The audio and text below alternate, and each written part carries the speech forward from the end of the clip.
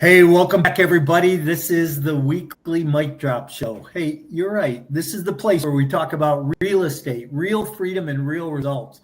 And I'm your host, Mike Morawski, the multifamily bounce back coach, investor, educator, and your go-to partner in cash flow for scaling your portfolio the smart way. Today's episode, I am super stoked about, but we're going to talk about wealth building strategies that most investors completely overlook. And it could be the reason that you retired 10 years earlier. But my guest today, Karen Hall, the CEO of UDirect IRA Services and the founder of Orange County Real Estate Investors Association. Karen spent over 20 years in the mortgage banking industry, real estate and property management, but her true claim to fame is showing everyday Americans how to take control of their retirement accounts and invest outside the stock market. Hey, that's something we all need to do. But she launched UDirect IRA Services during the recession. Yes, during the mortgage meltdown and collapse, and built it into a thriving company with over $1 billion in assets under management today. She's personally guided tens of thousands of investors on using self-directed IRAs to invest in real estate, notes, private placements, and more. And if that wasn't enough, she also runs the OCREA, one of the largest investor associations in California with over 3,000 members, getting real estate education and network every month. Hey, if you've been sitting on the sidelines or sitting on a 401k or an IRA from an old job, an old employer, and wondering, how do I make it work harder for me? This episode is going to be a game changer for you. All right, before we jump in, a little note from our sponsor. A quick shout out to our sponsor, Sync VA. Sync VA, if you're tired of being stuck in the weeds of your business, from email follow-ups to data entry to managing your CRM, Sync VA gives you trained virtual assistants who specialize in helping real estate professionals scale without burning out. Just go to mysyncva.com and fill out the form, and they will be in touch with you to help you find that executive assistant or just that transaction coordinator you might need to help you build your business. All right, let's bring Karen in here this morning. Hey, good morning. How are you? Hey, Mike. Good to see you. Doing great. I always love having you on my show. We always have so much fun. So I'm looking forward to this morning. That's for sure. So yeah, me too. There's like new stuff to tell you finally, Yeah, good. Listen, let's do that. Let's jump into some of the new fun stuff. I think you had some big Super Bowl thing, and what's going on? Well, I could tell you about the new stuff or the Super Bowl stuff. What do you want first? Well, let's do the new stuff. Okay. Well, Trump is just doing a lot, signing a lot of things into law. So one of the things that affects our industry is allowing 401ks to invest in alternative assets. Talk about mic drop. Boom. So this is Great. Mic drop show. Yeah, right. I mean, here we are. Like, what could be more appropriate? So what this means is that pretty soon your 401k will be able to invest outside of Wall Street, just like a self-directed IRA. And then when you leave that employer, you can roll that money over into a self-directed IRA, have those alternative assets being a self-directed IRA. So it's pretty exciting. Wow. So that's part of the big, beautiful bill? It's a part of it, right? And so we're waiting for it all to sift out and all the details. I mean, for example, on how quick this happens, at the end of 2022, the Secure Act 2.0 was passed, right?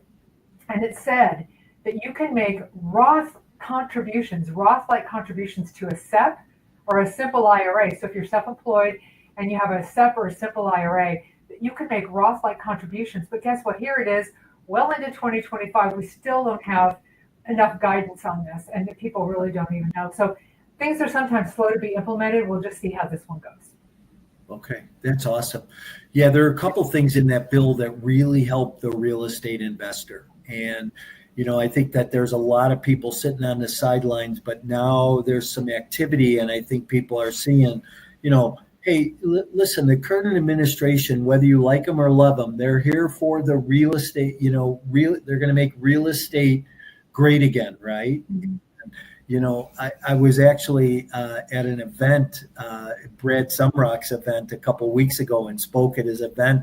And he said, make real estate great again. And I thought, God, what a tagline, right? So that's what's happening. And that's one of those things that's awesome. So somebody who's at a current employer today, who's contributing to their 401, and that employer's contributing to their 401, is going to be able to redirect those funds off of Wall Street into alternative investments.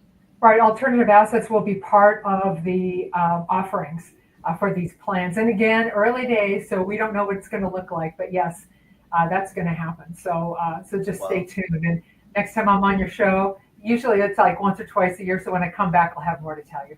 Yeah, that's awesome. Well, we know that, the large investment houses, and I'm not going to call anybody out, but we always know that they kind of, really try to keep people from moving their money from there to alternative investments. This is going to be a game changer for the industry, no doubt.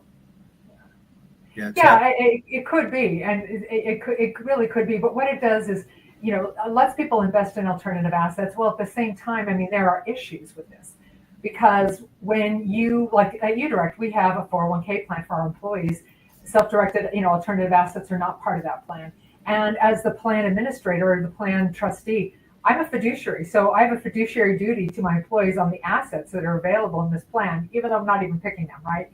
So this is why alternative assets haven't been in 401ks before. And now if they're allowed, well, what are they going to do to protect fiduciaries like me, or like you, anybody with employees? How are they going to protect? Because we all know that alternative assets are not without risk. Sometimes they're, risk and reward. I mean, they can be very risky because when you invest, say, for example, in a syndication, you're taking the risk right along there with the asset sponsor. And it could work out, it couldn't. And you usually have to be accredited to invest in these things. So are you going to have to be accredited? I mean, let's see where it lands. Yeah. It's always interesting how it rolls down, and comes down. Mm-hmm. So, hey, listen, I know that this is your first time on this platform. Yeah. I do a couple other podcasts and you've been on those, but this platform, we do a little something different. So throughout the week, I get questions from listeners, and we compile questions. Then we have a guest on to kind of match those questions. And we get a lot of 401k questions or self-directed questions. Mm-hmm. So the first one came from a listener, and this was somebody off of the BP platform that wanted some information, but they said for someone with a traditional IRA or an old 401k, what's the first step in converting into a self-directed account that they can invest with? Yeah, to me, I would have to say the first step is to decide what alternative asset that you want to invest in. Decide why you want a self-directed account, because usually there's an asset and investment behind that decision to go self-directed. So once you do that, it's really easy. We, like for UDirect, we have a digital form. You fill it out. So it's open, fund, invest. And so you fill out a digital form. It takes maybe 15 minutes tops. And by the time you hit, like accept, or you hit that you're done, we're already going to be starting to transfer over an IRA if that's what you've got. Otherwise, we're going to be reaching out to you about how to roll over a 401k or how to make a contribution. So you open it, you fund it, and then you give us the supporting documentation for that asset. And that's like the contract. Like if it was real estate, it would be an offer to purchase. If it was precious metals, it would be an invoice. If it was a note, it would be the note, and any kind of security instrument that was attached to that note. So you give us the supporting documentation, we review it, fund that deal as UDirect, right? And then your IRA has now invested. Great. And then all the proceeds from that asset go back to the IRA that owns that asset. And there you go. Yeah, that's awesome. Another question that came in, this came in from a listener of the Mic Drop show, asked, what are some of the most surprising or creative investments you've seen clients make using a self-directed IRA? And I love this question because I know you got a couple of good ones. I do. So my favorite one, and I'm going to give you that link, Mike. It's thinking of like 5 different things at the same time. I'm going to give you this link, and I'm going to give you this link so you can share it with your audience about how this all came out. I talked about this on another podcast. There are 3.5 million hits on that reel because people just blew their minds.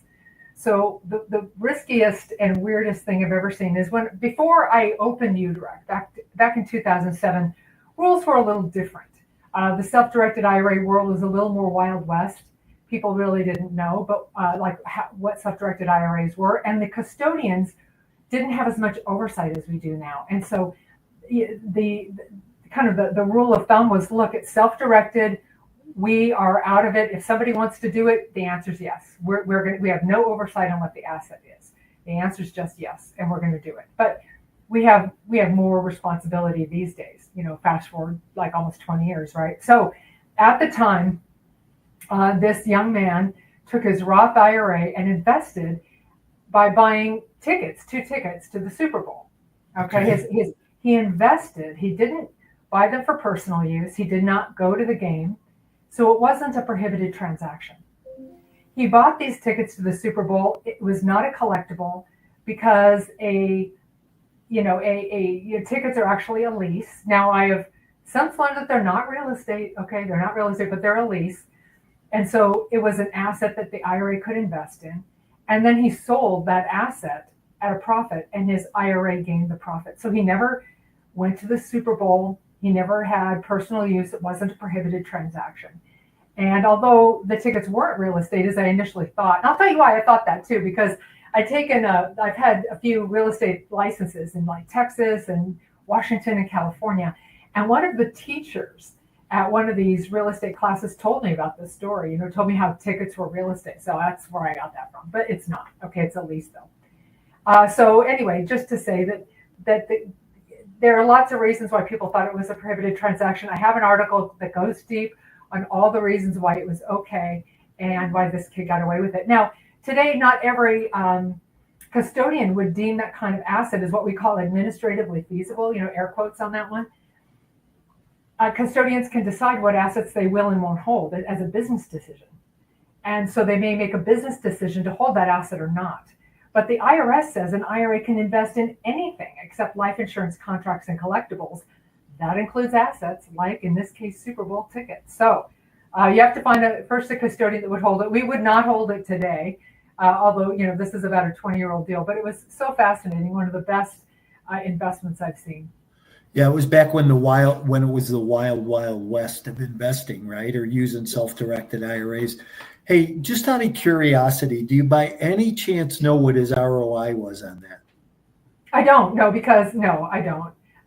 No, a lot of times we don't see these things. And again, if I ever saw it, it was a very long time ago.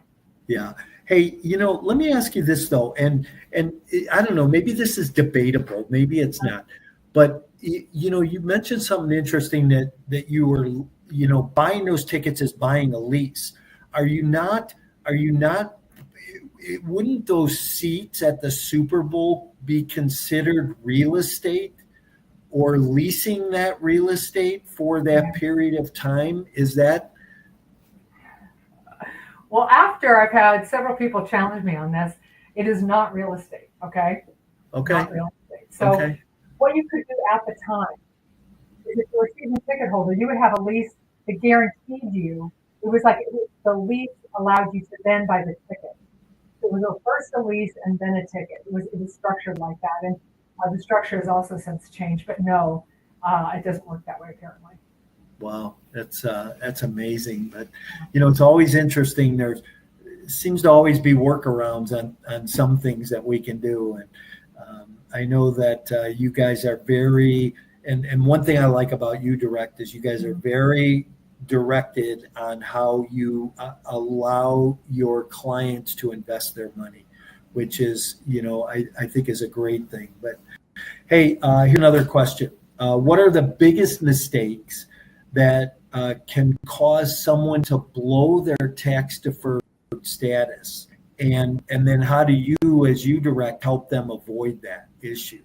Right. I think something I'm seeing more often is someone will open an account, invest, and there's an asset in that account.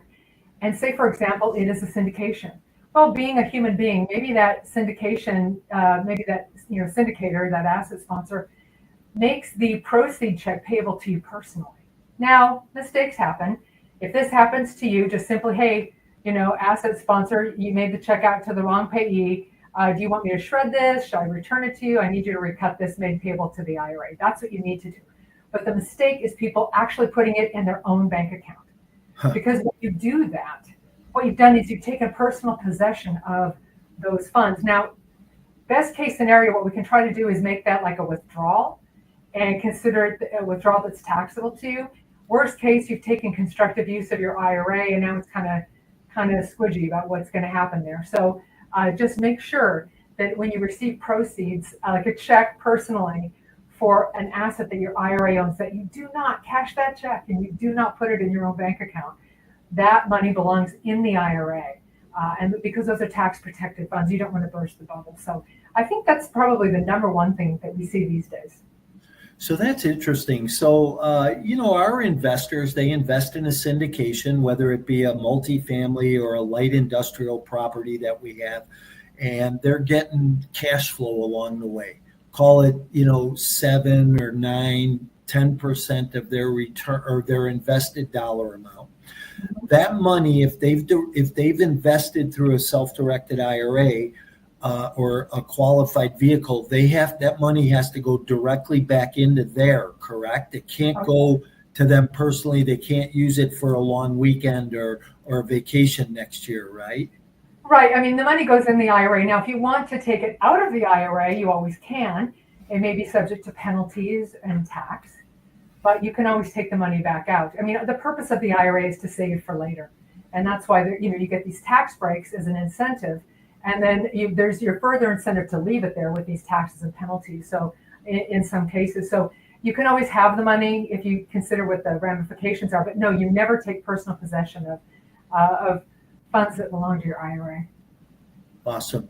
Hey, what's the best way for people to find out more about UDirect and the self-directed process? I'd say one way is this book that I wrote. That's right here. Oh. I wrote it this year with Bigger Pockets, the Bigger Pockets Guide to Self-Directed IRA Investing. It's available on Amazon, and you can get the Kindle version if you wish. Maybe you see here behind me over here the books. So we've got lots of these books, and it's a great resource. It's a guidebook, not a storybook, but a guidebook, a good resource to look into. So there's that. You can look on our website, and that is the letter U, udirectira.com. Our blog is full of articles going really deep into things like buying, football tickets to the Super Bowl, in your IRA, and about these new the Big Beautiful Act. Before it was the Build Back Better Act, now it's the Big Beautiful Act. So we have two BBB acts, but the Big Beautiful Act is the one that's on the table right now. So you've got articles on that. So answering all the questions that I could even think of that you would want to know about a self-directed IRA. Yeah.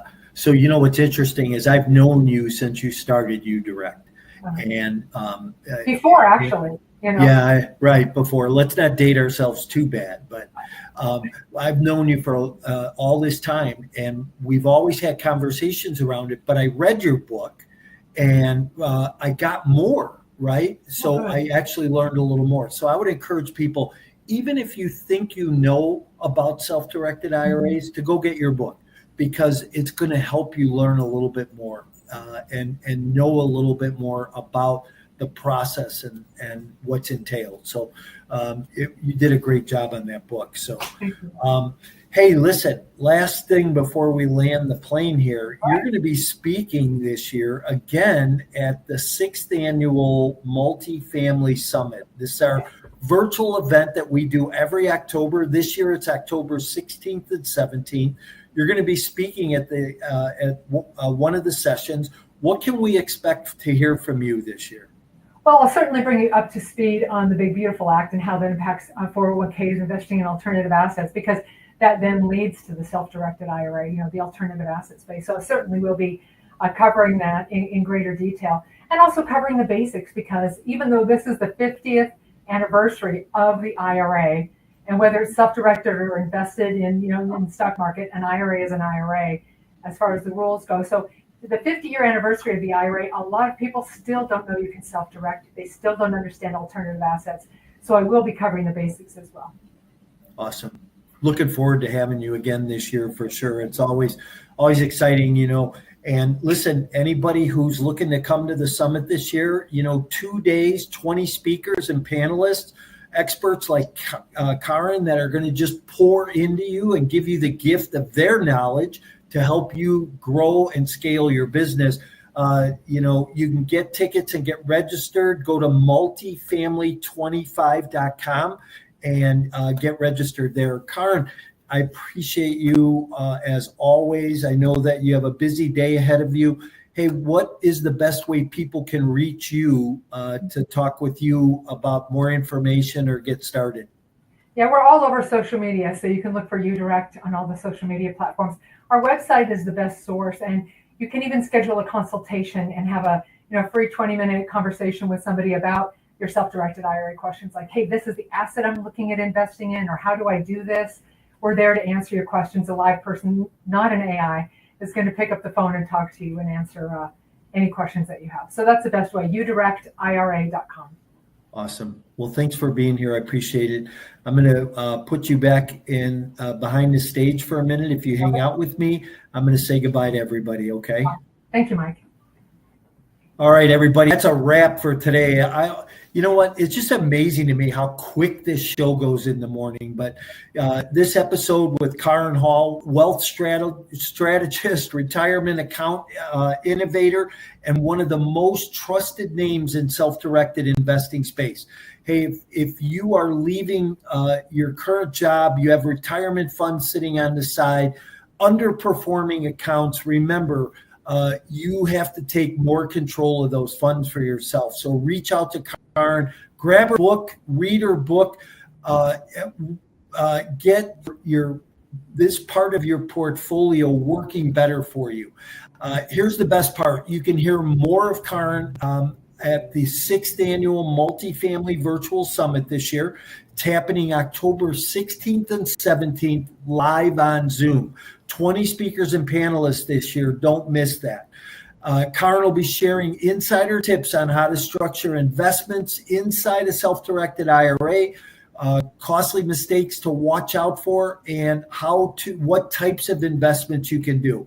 So this isn't just theory anymore or, step-by-step learning strategy, but this is education and a gift from somebody who has over $1 billion in assets under management. So don't miss Karen at the summit this year.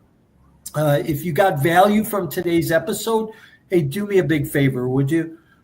Follow the show, follow me, like the show, subscribe to the show. We share this with somebody who is interested in the multifamily or real estate investing space that can use this to help them scale their business. And if you have a question for either Karen or me, don't hesitate to drop it in the DM. Shoot me a DM and you might have your question answered on an upcoming episode. But until next time, stay focused, stay smart, and keep investing. Don't miss the opportunities that lie in front of us today. We'll see you all soon. Have a great week, everybody.